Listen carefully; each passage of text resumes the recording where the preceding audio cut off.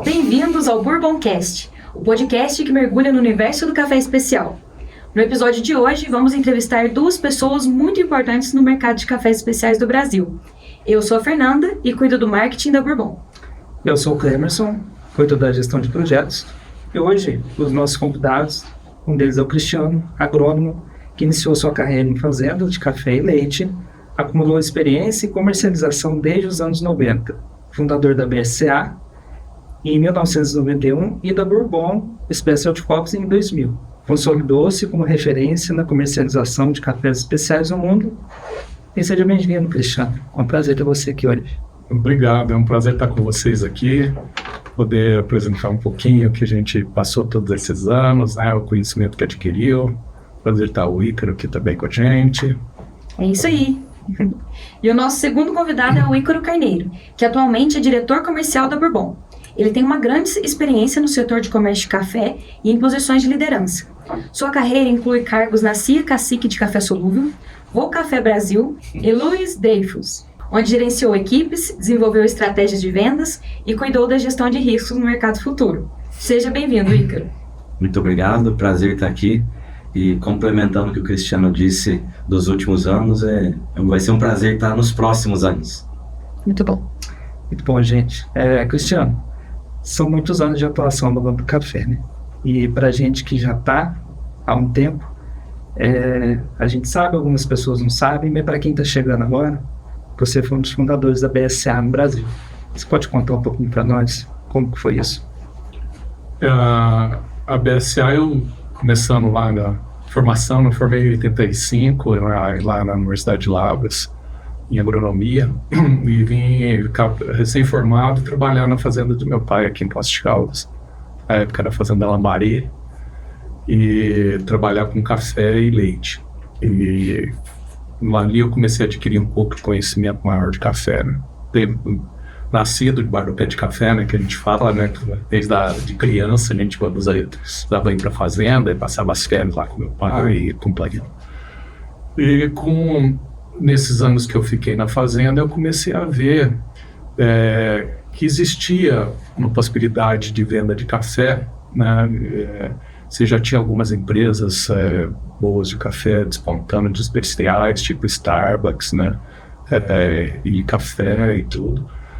E a gente vendo que existia um potencial do mercado para cafés especiais. Aí você juntou um grupo de produtores, eram 11 produtores iniciais, para pensar em fazer uma associação de cafés especiais que a gente podia se unir forças para poder divulgar e abrir mercado de café especial brasileiro. Naquela época, o Brasil era só conhecido por vender commodity, né? Os melhores cafés brasileiros eram Santos 2, Santos 4, que era uma commodity brasileira, né? E nesse momento coincidiu com a abertura do mercado brasileiro, que o Brasil acabou com o IBC, que era o Instituto Brasileiro do Café, e até 1990 existiam cotas de exportação. Então, para o produtor, uma nova empresa exportar café, ela tinha que ter autorização do governo, tinha que ter essa cota, e a cota era fechada entre o número de empresas, você não conseguia entrar em empresa nova, a não ser que você comprasse outra empresa.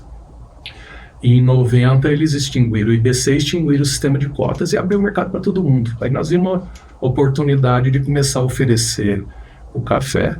Esse grupo de produtores se juntou e começamos a participar de feiras internacionais, pensando em demonstrar o café brasileiro, né? No início foi extremamente difícil, porque o café brasileiro era conhecido somente com base de blend, que ninguém conhecia o Brasil como café de qualidade. Foi feito um trabalho grande disso aí, a divulgação e tudo. Agora, a primeira feira que eu fui, que foi em Seattle, se não me engano, em 92, foi incrível, porque eu peguei um livro lá que eles estavam vendendo todas as origens produtoras de café e tal. Aí, a hora que cheguei no Brasil lá, descrição do Brasil: o maior produtor de café do mundo, tradicional produtor de cafés de baixa qualidade. Errado, né? Como é que nós vamos vender café especial nesse mundo, né? Ou todo lugar que você ia, só era café da Colômbia, café da Costa Rica, café da Guatemala, Quênia, não sei o quê.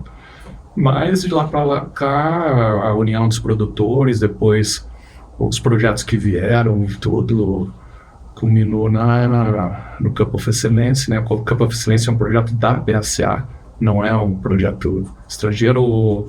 Foi a OEC que começou com o estudo de fazer uma divulgação dos cafés especiais do mundo, e o Brasil foi eleito. E junto, a BSA desenvolveu o projeto no Brasil. O registro, inclusive, do concurso era da BSA.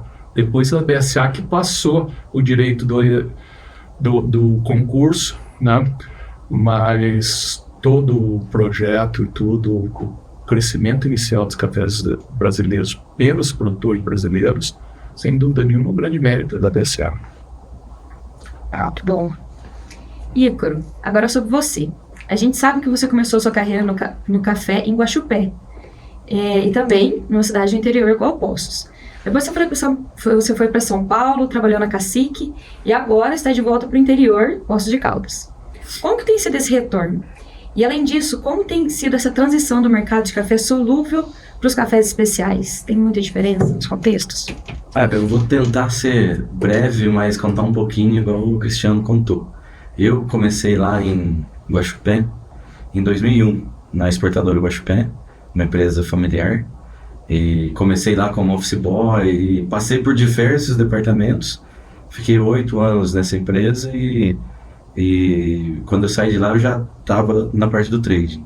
Depois passei numa experiência rápida no Tangalá, que era uma empresa de lácteos, e se aventurou no café por um período até quando eu fui para Dreyfus. E aí eu tive São Paulo, Santos, Naval Café, e os últimos 3 anos eu tive na Cacique de café solúvel, que foi um universo completamente diferente. E assim como quando o Cristiano me convidou para estar aqui na Bourbon, quando eu fui convidado para ir trabalhar na Cacique, eu falei, eu nunca nem provei café solúvel, né? Então, assim, foi um aprendizado muito legal. É um mercado completamente diferente do que o mercado de café solúvel, do que de cafés especiais, porque o café solúvel é considerado uma base de produtos baratos. E aonde ele é consumido normalmente em países consumidores de chá. Então, um país consumidor de chá, quando ele migra para café, ele passa primeiro pelo café solúvel, que tem um método de preparo um pouco mais fácil.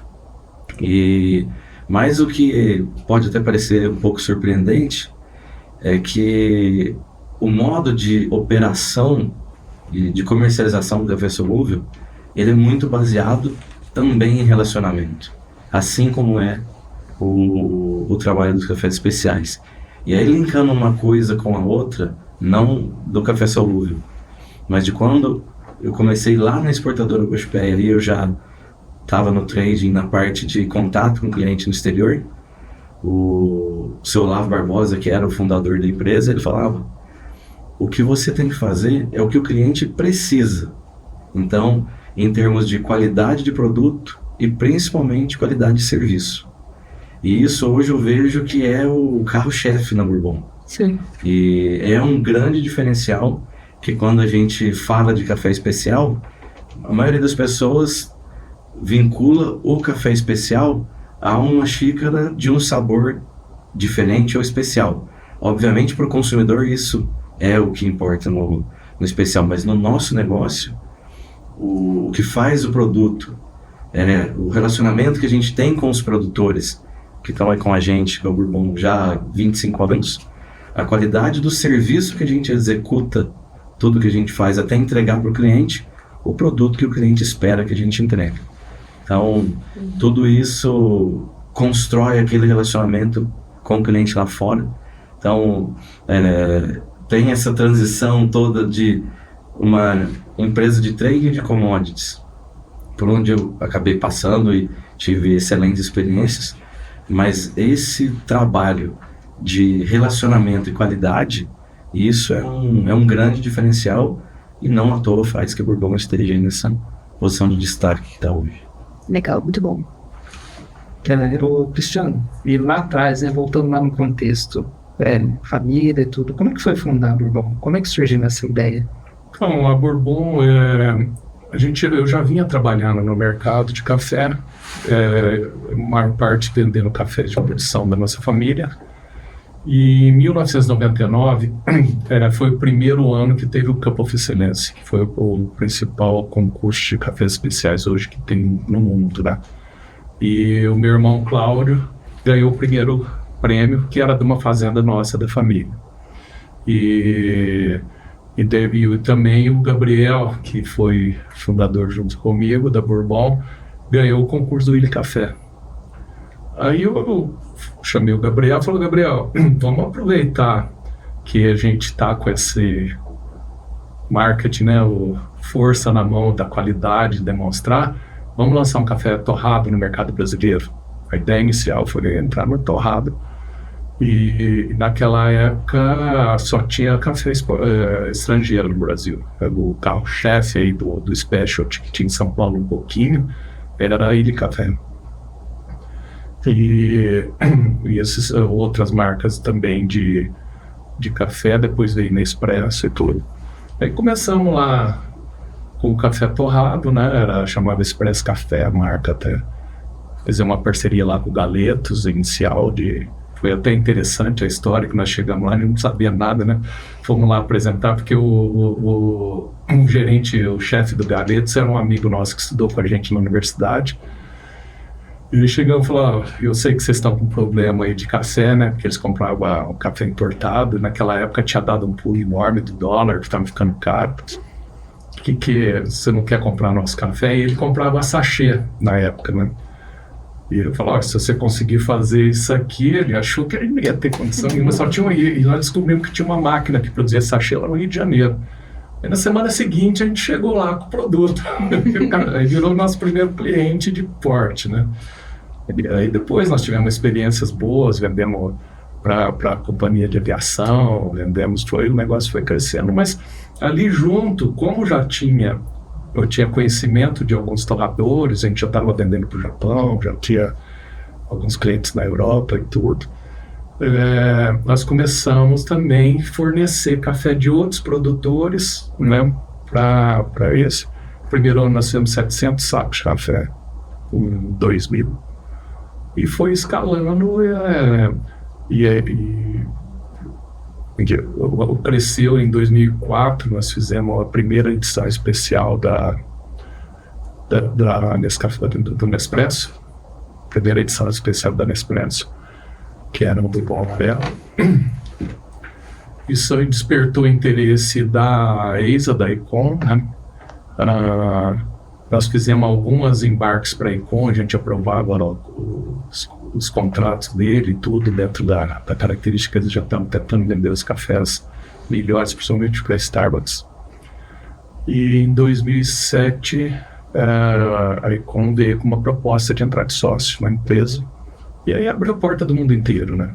Porque se entrar uma empresa desse porte, que tem um escritório em todos os países produtores e todos os países consumidores, potencial, com ajuda de trading, potencial financeiro e tudo, aliou o nosso conhecimento de fazenda, de cafés especiais, de originação, de contato com o produtor, com o mercado, né, com a confiabilidade do mercado, com a confiabilidade de uma empresa grande por trás.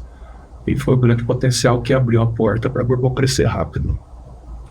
Então foi o início da empresa que realmente trabalhou e alavancou tudo. Muito bom. E qual foi o teu maior desafio nesse começo? O maior desafio sempre foi convencer o torrador que o Brasil tinha café especial. Tem um torrador que compra café da gente até hoje, no início, que ele vinha todos os anos no Brasil, ele comprou o café do Cup of Excellence. Os 3 primeiros anos que a Bourbon funcionou, ele vinha, visitava a gente, comprava o café, o lotinho do Cup, e não comprava café nosso. Aí depois, no 4º ano que ele veio, ele falou: não, agora eu confio que realmente vocês têm café fino, eu vou começar a comprar café. Então, a confiança no produto brasileiro, né? Então, naquela época, o Brasil, até início de 2000, o Brasil era conhecido como venda de cafés comerciais, né? volume e preço, né? Então, como é que você ia trazer para um torrador que estava acostumado a comprar cafés brasileiros com desconto grande na Bolsa de Nova York, pagar preço de uma Colômbia, da América Central, que era cafés com diferenciais positivos, né? Então, isso aí foi o grande desafio, foi convencer realmente o mercado que o Brasil tinha café fino. Isso aí foi com o tempo, com o esforço, com o trabalho, com que o Ícaro falou, o relacionamento, né? Receber o pessoal, levar para conhecer fazenda, lá visitar eles, degustação, mostrar que a safra era constante, que a gente podia fazer, começar a vender um pouquinho, porque ninguém vem e compra volume teu, né? Principalmente quando é empresa inicial. Comprava um pouquinho, aí recebia bem, comprava outro, recebia bem, então é a confiabilidade do trabalho, do negócio. Isso aí fortaleceu o nome e a marca da Bourbon. E como você acha que a fundação da BSA influenciou esse crescimento da Bourbon? A BSA foi um grande marco da abertura de cafés especiais. Porque quando você entra, principalmente na parte de marketing, é caríssimo, né? Você fazer um marketing bem feito, participar de uma feira, faz uma feira com stand bem feito, trazer grupo de cliente. No início bancava os clientes, você trazia grupo de 10 clientes, as fazendas bancavam a vinda deles, pagavam passagem, tudo que. O pessoal não queria vir porque falava, o que eu vou fazer no Brasil? Eu já compro café de lá, né? Já compro uns Santos 2 bons lá. Então, o grande desafio foi convencer o mercado que o Brasil podia ter cafés diferenciados, né? E isso aí foi no corpo a corpo, principalmente nesses 10 primeiros anos. E só foi possível porque juntou esse grupo de produtores. Depois ele cresceu um pouco, mas no início a BSA era 100% bancado pelas fazendas, não tinha dinheiro de fora. Depois que começou a crescer a BSA, que conseguiu contrato com a Apex, conseguiu contrato com outros patrocinadores daí, que viabilizou o crescimento forte da BSA. Mas até no início dos anos 2000 aí era um grupo de produtores que todo mundo botava dinheiro no bolso. Porque na feira, X mil dólares para cada um para bancar o stand. Então foi pesado, mas tivemos um sucesso maior. Conta a história. Fizeram acontecer mesmo, né? E como que você define o diferencial da Bourbon hoje no mercado? A Bourbon, sem dúvida nenhuma, ela cresceu na confiabilidade, né? A gente sempre mostrou que a Bourbon é uma empresa 100% confiável, entrega o produto que oferece, né? A parceria com os produtores, você pode ver que nós temos vários produtores que estão lá desde o início com a gente.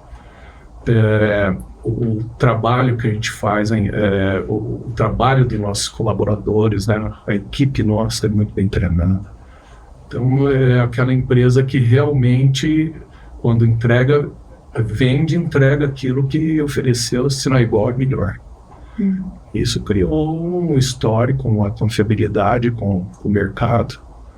E dentro da entrada, com a entrada da Econ na sociedade, trouxe para a gente uma confiabilidade financeira, né? Porque é muito difícil hoje você criar uma empresa 100% nacional sem ter muito capital, que envolve muito dinheiro, né?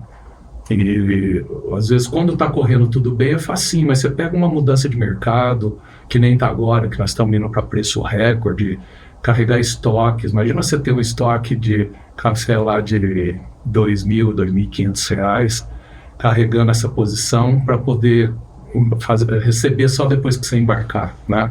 Você tem que pagar primeiro o produtor para depois, daí 3, 4, 5 meses, receber o dinheiro. Então, envolve risco de margeamento de bolsa, trading, né? Envolve o conhecimento do mercado, a credibilidade do mercado. Como é que uma empresa grande vem e compra de um produtor pequeno? Se o mercado dobra de preço, o produtor vai entregar o café. Então, tem muito produtor bom, certo? Mas tem alguns que não cumprem, né? Que a gente já viu no passado recente aí. E não só o Brasil, então os outros países são piores que o Brasil, certo? Então, por isso que o mercado, você tem que criar credibilidade. E a Bourbon, sem dúvida nenhuma, é uma empresa que tem 100% de credibilidade. Nós temos um nome muito forte no mercado, é uma confiança muito grande que tem no trabalho, no esforço que a gente faz para cumprir tudo direitinho com todos os clientes lá. Muito bom. Legal. Agora, vocês da posição que estão sempre atentos, né, com relação às empresas, cafés e tudo mais. E o Ícaro, o que te levou qual foi a tua motivação a assumir esse cargo de diretor comercial da Bourbon? O Cristiano falou tanta coisa que sobrou nada para eu falar. Mas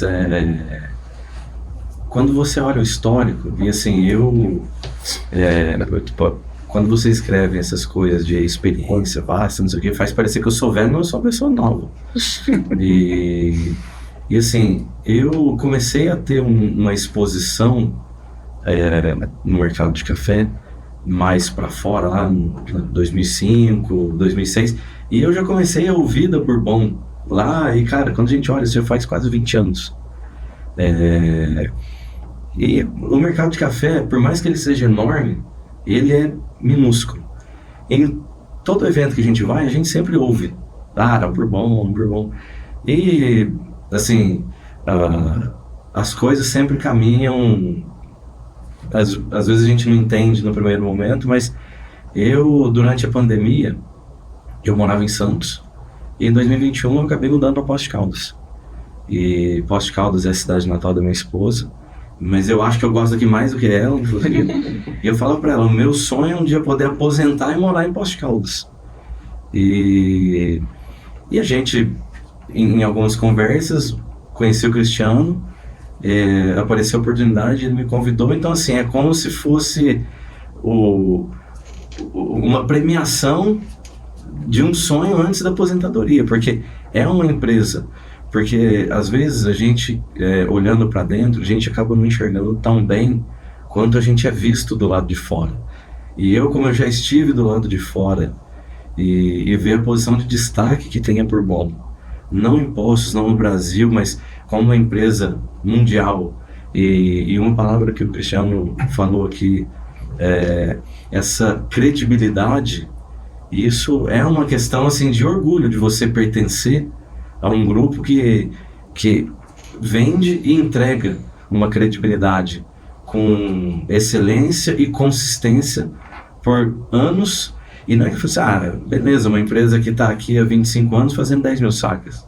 É uma empresa que começou com 700 sacas e hoje fazendo 400 mil sacas com excelência, com credibilidade e crescendo, remunerando o acionista. Se fosse ruim para os produtores, não estariam com a gente desde o começo. Se não fosse bom para os clientes, teriam comprado lá na quarta vez que veio, na quinta já não compraria de novo. Então, resumindo, poder estar a bordo de uma companhia com essa robustez, com todos esses atrativos, é um orgulho muito grande. E com toda a humildade que me cabe, é que estar em uma posição de destaque em uma empresa dessa, então se faz o orgulho ser ainda maior. Muito bom. E Ícaro, o que mais te chamou a atenção na cultura e na operação da empresa? Bom, eu vou até tentar não ser repetitivo, mas assim, eu fui extremamente bem recebido. E então, se você vê que essa excelência, como o Cristiano falou, que o cliente vem, gosta, ele é bem recebido, vai na fazenda. Então, em todas as áreas que eu passei, eu fui muito bem recebido, me senti em casa muito rapidamente. Então, assim, isso para mim faz mostrar o que é a cultura da empresa. Porque assim como eu falei esses dias, eu não sei se eu cheguei a falar no escritório, mas ou se foi lá no armazém, quando a gente teve o anúncio do nosso Great Place to Work, quem faz a empresa ser boa não é o Cristiano, não sou eu, não é o Clemerson, não é você. Todos nós juntos fazemos a cultura, fazemos os hábitos, e nós fazemos a empresa ser legal ou não para o cliente, para o fornecedor, para o colaborador. Então, assim, essa cultura de por mais que hoje a gente esteja dentro de um grupo multinacional, a gente é uma empresa familiar e esse trato, esse relacionamento dentro da empresa, isso é uma coisa que o cliente sente. E hoje faz muita falta no mercado. E o fato da gente ter a robustez de um grupo muito grande por trás, mas a gente ter a praticidade de uma empresa familiar, a combinação dessas duas coisas faz com que a gente seja grande e dinâmico. Então, esse fato de ser dinâmico hoje faz muita diferença não só no mercado de café, faz muita diferença em tudo. Porque o que a gente é rápido para fazer, às vezes, em tomar uma decisão, que é o que o mundo hoje sente falta, de pessoas que decidam. E hoje a gente tem essa flexibilidade de decidir, de fazer, mantendo a excelência que a gente faz. Então, essa cultura de agilidade, de cuidado, de bom trato, de bom relacionamento, isso hoje é um diferencial que a Bourbon tem no comercial, na qualidade, no armazém, no marketing, em projetos. Então, hoje isso é um diferencial muito grande que a Bourbon tem, não só no café, mas como uma empresa comparado com qualquer outro de outros segmentos também. Vocês falaram duas palavras muito importantes, que é a consistência, né, no café especial, e pra gente é um bom lugar para se trabalhar. Juntando tudo isso assim, como que você vê tanto a Bourbon nessa posição, quanto daqui a 5 anos, como que a gente vai nesse mercado? Bom, a gente aqui no Brasil, o problema que o Brasil tinha lá no passado, que o Cristiano falou que era um simples vendedor de commodity, sempre como maior produtor de café, mas hoje muito maior do que o segundo, e com um leque de produto muito maior, com a tecnologia no campo. Hoje o produtor brasileiro ele dá show em qualquer outro mundo. Isso faz com que a consistência que é esperada ela seja muito mais factível do que era no passado. Obviamente a gente passa pelos intempéries climáticos aí que acaba dificultando muito a vida do produtor e consequentemente o nosso trabalho de preparo. Mas quando o cliente ele gosta de um produto, ele quer aquela consistência daquele produto. Ele quer comprar aquele produto no ano que chove, no ano que não chove, no ano que faz calor, no ano que o Brasil perde a Copa, no ano...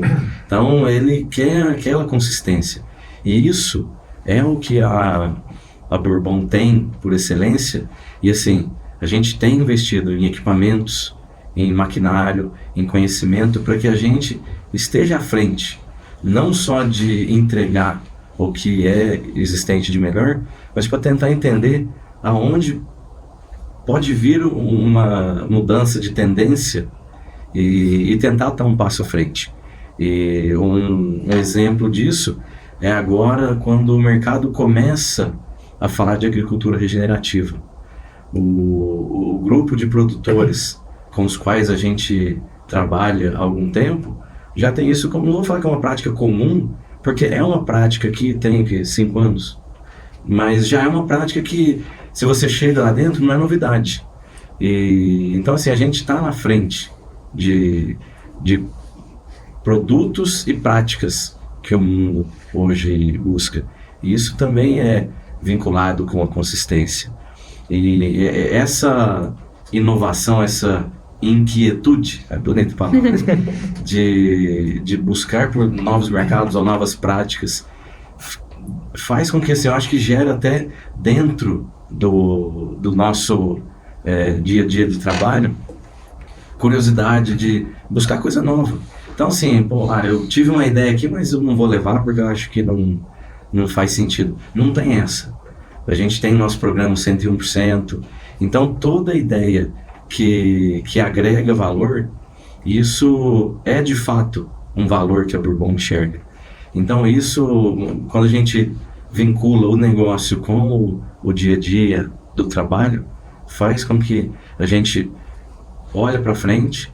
Claro que a gente quer continuar crescendo, o Brasil vai continuar crescendo como produtor de café, o mundo tem uma curva ascendente de consumo de café, e muitos outros mercados vêm entrando em cafés especiais que é uma avenida enorme para a gente entrar. E aí a gente tem que conhecer as culturas, as práticas, os riscos políticos e financeiros que têm sido cada vez mais sensíveis no dia a dia, no mundo hoje, né? Então, eu acho que essa base que a gente traz, como que a gente olha para frente e para cima, faz com que torne o ambiente competitivo e desejável de estar e continuar. E próspero. E próspero. Aí agora até, junto com essa tua resposta, eu gostaria de te perguntar como que a Bourbon, até para você também, Cristiano, como que a Bourbon está se adaptando às mudanças e às inovações do setor cafeeiro, considerando que o Brasil é uma ponta nesse mercado, né, de inovação e tecnologia. Uma das coisas, assim, olhar até primeiro no micro, que depois a gente pode expandir, não muito tempo atrás, o mundo era lá, negociava café em sacas de 60 quilos. E hoje, no mundo inteiro, ninguém vai ficar carregando 60 quilos nas costas. E uma das coisas que, claro que vem junto com a demanda do mercado, mas a Bourbon está muito à frente de todo mundo. Hoje a gente faz em saco de papel, saco de 20 quilos, saco de 30 quilos. Fazemos a granel, que é um negócio totalmente mecanizado, e não fazendo uma coisa comoditizada. É uma coisa, um trabalho ainda especial em diferentes modalidades de embalagem, que é uma coisa que pode parecer, nossa, mas isso é muito banal. Não é. Uhum. É um jeito de inovação. Um diferencial. É um diferencial. E o que a gente faz hoje também dentro das fazendas, a gente tem temos hoje o nosso time de campo, que vai com o que é uma novidade para o mercado, os cafés fermentados. Hoje a gente tem aí o pessoal dentro da fazenda tentando dar essa assistência para trazer esse valor para o produtor de um produto que ainda é inovador e muito promissor para consumo em novos mercados. Então, assim, 2 exemplos simples que podem parecer de inovação, mas que para a gente faz muita diferença, e no consumo faz muita diferença também. Uma coisa dela, principalmente essa parte de embalagem, por exemplo, que é interessante que hoje o mercado de cafés especiais não é mais nicho de mercado, né? Você tem torrador aí de 1 milhão de sacas ou mais de cafés especiais, certo? Que compra qualidade alta e paga prêmio, certo? Então você tem desde aquele torrador pequenininho, a lojinha que compra lá 1, 2, 3, 5, 10 sacos de café, os microlotes e tudo, quanto os grandes torradores de cafés especiais que estão crescendo cada vez mais, os novos mercados e tudo. Então o mercado de cafés especiais, ele procura muito inovações, né? A gente tem que estar sempre trazendo perfis diferentes, qualidades diferentes, alguns processos, e hoje a produção está evoluindo muito nisso. Há uns tempos atrás a gente tinha talvez o mercado crescendo mais rápido do que a produção. Hoje a produção de cafés especiais está crescendo muito rápido, né? O produtor realmente acreditou que é um mercado que tem potencial de pagar algum prêmio, e o perfil do café brasileiro mudou muito. Então hoje você visita, e não é 1 ou 2 fazendas boas, são milhares de fazendas boas, tem fazendas excepcionais que a gente tem visto, produtoras acreditando no investimento e as variedades novas, né, acreditando muito. Acho que uma coisa boa que a gente tem trazido para o mercado são as variedades novas de alto potencial, de qualidade e de produtividade. Essa parte de fermentação foi um ganho grande que o mercado vem trazendo. E outros tipos de preparo, né? Agora estamos falando um pouco de café com infusão, né? Estamos falando de outras coisas que a gente tem que trazer. No mercado de cafés especiais, você não pode engessar. O torrador chega, fala, você faz isso, faço. Vamos lá, vamos desenvolver junto, né? Nós não temos hoje, mas para a próxima safra nós vamos produzir. Então, você tem que estar aberto a tudo que é a demanda do mercado. E então, outra coisa que é importante é o treinamento da equipe, né? A equipe tem que estar sempre evoluindo. É uma coisa que a gente investe, sempre dá chance e tudo. Porque a gente precisa crescer junto, né? Essa empresa e a equipe crescendo junto para a gente trazer todo tipo de inovação e aceitação da inovação. Senão a gente Não é à toa que a Bourbon até hoje é líder de mercado, certo? Porque a gente sempre acreditou nessas inovações, novos mercados e tudo, que a gente pode trazer coisas boas tanto para os produtores quanto para o torrador. Trazendo aqui agora a conversa um pouco para o consumidor final, né? Hoje todo mundo consegue tomar um café especial em alguma cafeteria, né? O dia está cheio de cafeteria agora, servindo os cafés especiais, né? E como que vocês avaliam essa evolução, tanto nesse ponto como do mercado do café especial, desde lá da Fundação da Bourbon? O mercado de cafés especiais é interessante porque tanto externo quanto interno, você vê o exemplo do Brasil, talvez que esteja mais fácil de todo mundo conhecer. Há 20 anos atrás, era muito difícil achar uma cafeteria no interior do Brasil. Você achava cafeteria boa em São Paulo, Campinas, Ribeirão, esses grandes centros, que também eram poucas, né? Você contava nos dedos. Hoje, qualquer cidade que você vai aí no interior tem uma cafeteria boa, tem café de qualidade. Você vai no supermercado, na prateleira, todo supermercado tem um café diferenciado. Então, o que mostra? Porque o consumidor passou a conhecer o café, né? A partir do momento que o consumidor conhece o produto e você começa a tomar um produto diferente, você não quer mais descer o degrau, né? O paladar não é tão Paladar não. Então, sem dúvida nenhuma, o acesso ao café de qualidade. Por que tem mais acesso? Porque tem mais volume, certo? O produtor acreditou, fez volume. O próprio muito produtor torrando e vendendo na região dele, o café fino dele. Então, o acesso no Brasil é muito grande. Externo aconteceu muito a mesma coisa, né? Você vê os mercados tradicionais que saíram lá atrás, Estados Unidos, Europa, Japão também, né? Que foi aquele desenvolvimento rápido. E agora você vê os mercados novos, China, por exemplo, explodindo. China tem mais cafeteria hoje do que Estados Unidos, certo? O consumo não é enorme ainda, mas está crescendo. Vai ser um potencial enorme. Coreia, que é um mercado novo, virou. A Coreia tem 2, 3 cafeterias por quarteirão, lá, uma coisa de maluco. Aí você vai em países árabes que só tomava bebida Rio, aí, os cafés com cardamomo, aquelas coisas tudo. Hoje vai lá, tem cafés finíssimos, certo? Mesmo países produtores, tipo Indonésia, Tailândia, Filipinas, próprio Vietnã, estão importando café de outros países para fornecer nas cafeterias deles. Então, eu acho que a globalização trouxe um pouco isso, certo? Que o pessoal vai viajar, vai fazer estágio, vou criar uma cafeteria lá na minha cidade, vou fiscalizar. Então, isso aí, o acesso ao café especial tornou mais fácil. E realmente, o paladar é muito melhor, né?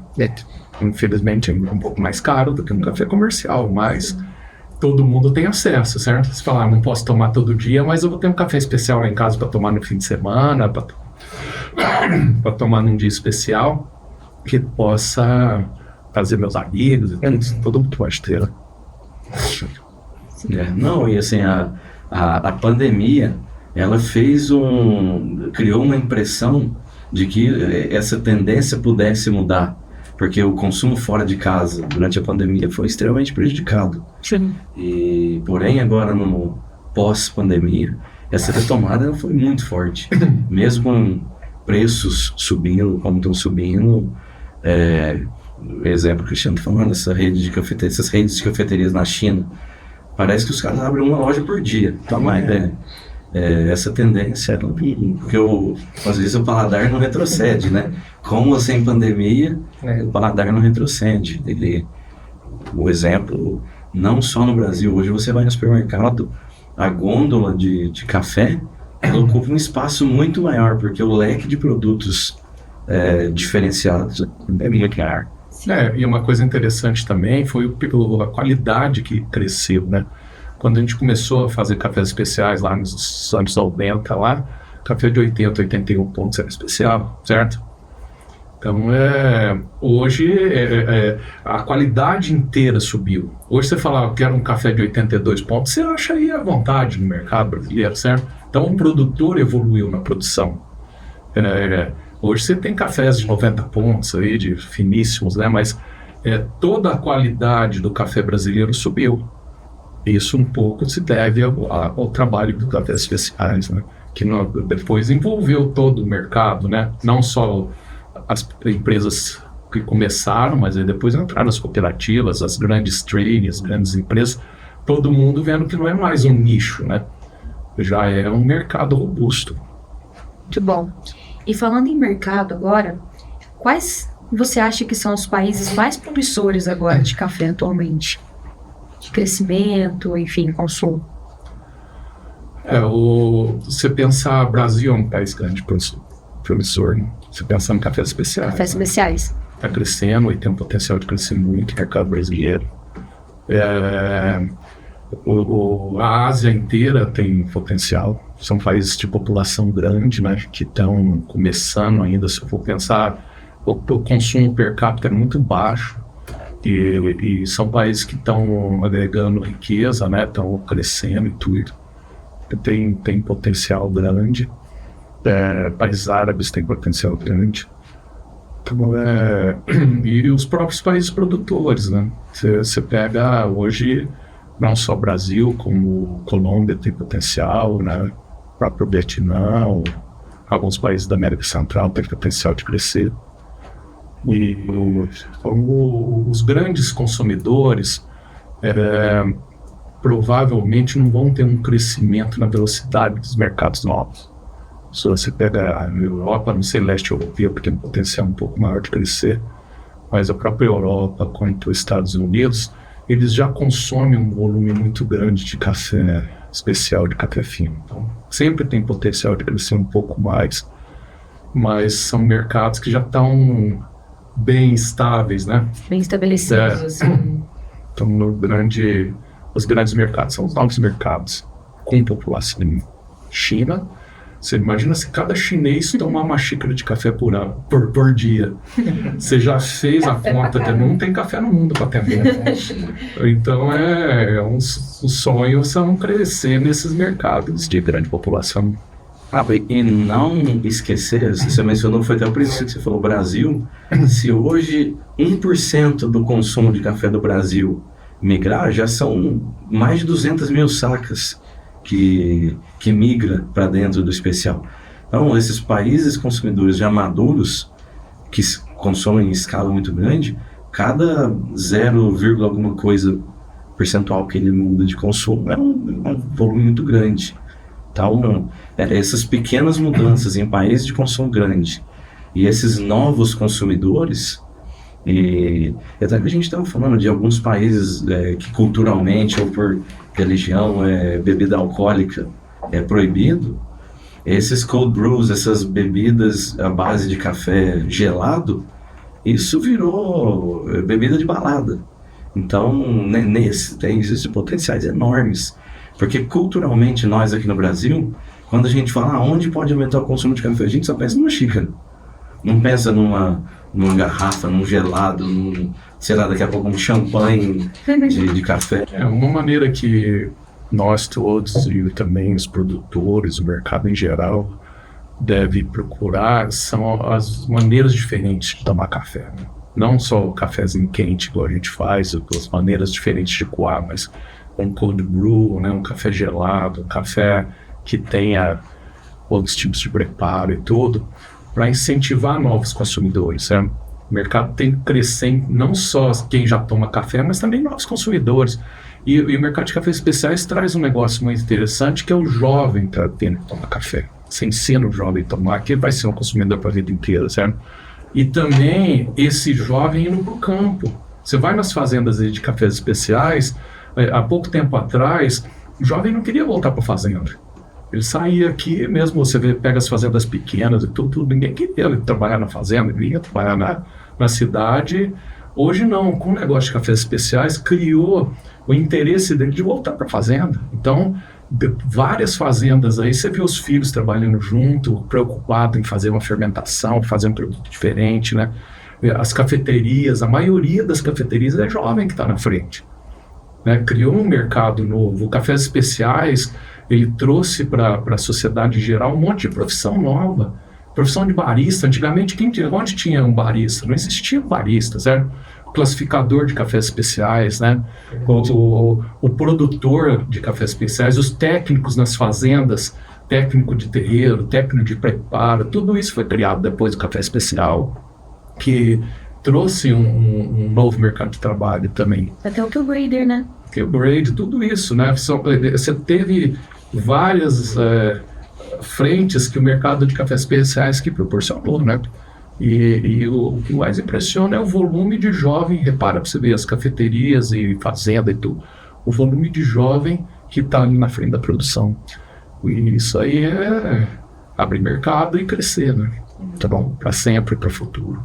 Não, e complementando isso, acho que foi no NCA do ano passado, que a Starbucks estava falando dessas novas formas de consumo. Nos Estados Unidos, mais de 70% do faturamento da Starbucks vem de bebidas geladas e não de café quente. Então, é o jovem que não vou falar talvez que iniciou, mas é ele que fez esse crescimento todo de produtos alternativos à base de café. Uau. Tem muito potencial. E agora, quando começa a safra, né, o período de safra, a gente acaba conhecendo todos os produtores na porta da Bourbon, né? Aí vira aquele encontro de produtor. E o que vocês acham dessa importância de relação entre Bourbon e produtor local? O relacionamento no mercado nosso, principalmente, é todo, né? Então não é só o relacionamento com o mercado externo, é o produtor, né? É uma parceria que a gente tem que ter de longo prazo. É uma confiança. Você pode ver que tem produtores aí que todo ano vendem café pra gente, né? Então, você vai fazer um trabalho pro produtor, vender o nome da fazenda dele, levar uma visita lá, ajudar ele a desenvolver outras qualidades e tudo. Então, não é uma parceria de um dia, é de longo prazo. Então, o mais importante disso tudo é o produtor e o mercado externo. Nós estamos no meio como um facilitador, né?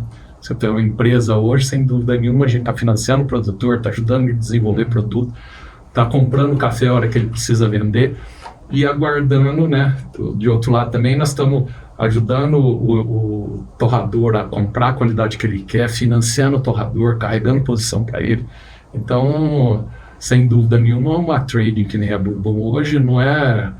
A gente não mexe... Café é o meio, né? Mas é um prestador de serviço grande, certo? Financeiro e serviço e qualidade, tudo, controle de qualidade. Então, essa importância da aproximação do produtor com a empresa é muito grande para a gente poder ter a qualidade que a gente precisa, o desenvolvimento do produtor e desenvolver o mercado que precisa da origem, né? A origem pura, que não adianta você entrar no mercado, vai em qualquer lugar, compra café totalmente descaracterizado só pela qualidade. O mercado de cafés especiais, como a gente falou, não é só a qualidade da xícara, né? É importante, mas a qualidade do relacionamento, a origem, conhecer de onde veio, a variedade que foi, como é que é produzido, tudo, é super importante, talvez mais importante que a qualidade da xícara. Nessa tendência de rastreabilidade, isso tudo que vem crescendo, muitas vezes não é que o cliente ele quer saber se foi produzido na cidade A, na cidade B e tal. Ele quer ver o teu nível de relacionamento com o produtor, porque isso tudo volta lá na consistência, que ele sabe que a Bourbon tem aquele relacionamento com aquele produtor. O mercado pode estar lá em cima ou lá embaixo, o produtor está ali.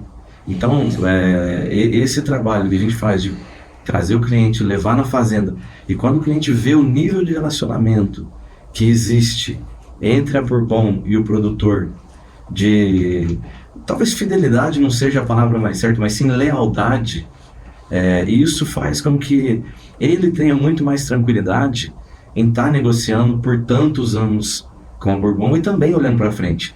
Assim como também o produtor. Quando ele vê, poxa, essa empresa que eu estou aqui há 25 anos, sempre está trazendo gente de fora do Brasil aqui para dentro da minha casa. Então eles fazem com que, de alguma forma, o Brasil seja visto pelos estrangeiros como é a minha casa. Então esse vínculo, ele é extremamente valioso. Então essa relação com o produtor, ela é de fato uma base super importante do nosso negócio. Sim, uma coisa que eu falo sempre para o produtor é o seguinte, não é só o que ele está valorizando o café dele, certo? A hora que você passa a expor a fazenda, ele tem uma marca, né? Você levou o nome da fazenda dele para o mundo inteiro. Então aquela marca passa a ser conhecida no mundo. Então quando um torrador vem, nós já recebemos várias demandas de torrador que não compra o café porque viu o café daquele produtor numa cafeteria e queria café da fazenda tal, né? E com isso criou uma marca. E as fazendas que têm mais tradição no mercado e têm a marca melhor já estão no mercado diferenciado. E nunca vão ter dificuldade de vender o café deles, certo? Então, essa proximidade do produtor com o mercado é super importante. Agora, para a gente finalizar, quais que são os principais objetivos da Bourbon para os próximos anos? Eu vou começar, mas o Icarashi termina, não?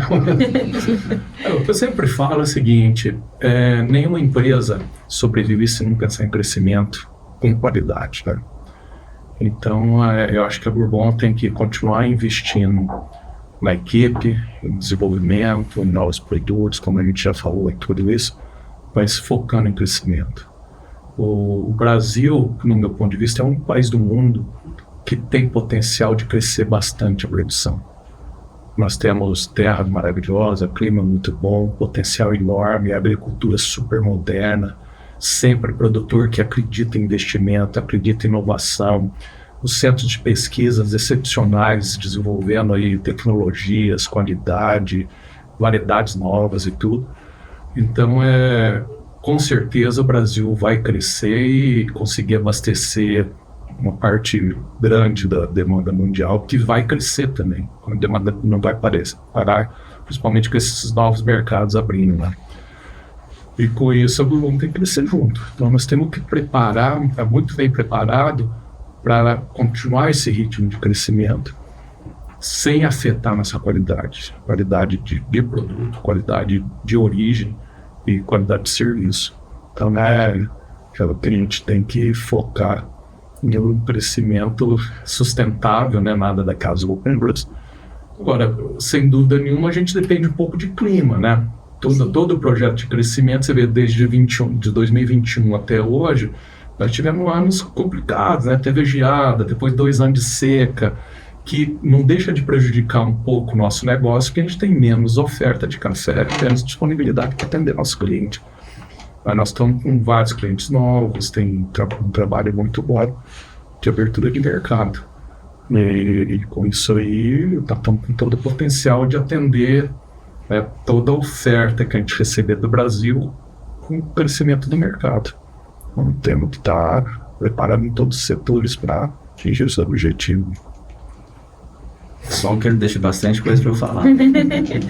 Mas não vou nem falar complementando. E voltando até na primeira pergunta que você me fez de estar aqui, né? Então, esse potencial de crescimento que a Bourbon tem, que é algo excitante, vamos falar, né? Porque a gente está em um mercado crescente, embora todas as dificuldades climáticas que o Brasil passou nos últimos anos, os problemas geopolíticos que o mundo e econômicos que o mundo tem passado, de inflação e guerras, e, além de pandemia, entre outras coisas, o plano da Bourbon de uma forma sustentável, com governança, crescer. Porque, como o Cristiano disse, você tem que crescer, você não pode ficar para trás, porque hoje ficar do mesmo tamanho é ficar para trás. E eu acho que assim, um dos grandes diferenciais que a gente tem é a nossa adaptabilidade na curva de crescimento, dependendo do que... Porque, repetindo de novo, Cristiano, nós temos o plano de crescer, mas a gente tem tido algumas dificuldades por questões climáticas, de safra e tudo mais, que talvez não tenha permitido a gente crescer como a gente gostaria, mas ainda assim a gente cresceu. A gente tem, de uma certa forma, mantido a lucratividade, porque, como você mesmo mencionou, a prosperidade, ela é extremamente importante. Ninguém vai falar, tô vendo esse negócio aqui que eu tô perdendo dinheiro, vou continuar crescendo nele, que é proporcional. Então, o negócio ele tem que ser lucrativo, ele tem que ser próspero. Sim. Então, o o crescimento de uma forma sustentável, de uma forma ordenada, planejada, investindo e inovando, é assim que a gente pretende, é assim que a gente deve seguir, não só nos próximos 5 anos, mas como eu não sei o dia que vai ser publicado aqui, não posso falar sábado passado, como foi na nossa festa agora, a gente se compromete pelo menos nos próximos 25 anos. Muito bom. Bom, você vê como é que falar de café, a gente fica aqui o tempo todo, né? Sim. Deixa. Isso que a gente tá chegando ao final já. Sim. Queria te agradecer, Cristiano. Ícaro, foi muito enriquecedor ter vocês aqui hoje. Obrigado. Bom, eu que agradeço o convite, é um prazer a gente poder estar aqui. Como você disse, falar de café, bebendo café, é difícil parar, mas a gente tem que parar, né? Obrigado mais uma vez pelo convite. O café é impressionante o que traz de história, de bagagem, né? O café que desenvolveu a industrialização do Brasil, quando você puxa a história lá para trás, né? Que os seus grandes investimentos iniciais no Brasil veio do dinheiro de café, do verde desenvolvimento, abriu novas fronteiras e tudo. E hoje, sem dúvida nenhuma, continua, né? A gente começa a falar de café, você pode ficar aí vários dias conversando e não termina. E é gozado, porque cada produtor tem uma história especial, né? Cada região que você vai tem uma história especial. Então, tudo aquilo que traz e vai agregando conhecimento pra gente. Então, é muito bom trabalhar com café, sem dúvida nenhuma. Esses 25 anos de Bourbon foi excelente pra gente criar amigos e desenvolver e mostrar que realmente a gente está certo nessa linha de trabalhar. Muito bom, gente. Muito obrigada. O Bourboncast fica por aqui. A gente agradece quem nos ouviu até agora.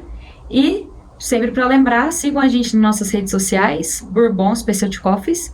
E também, se quiser saber um pouco mais da Bourbon, só entrar no nosso site, bourboncoffee.com. Obrigada a todos e até a próxima.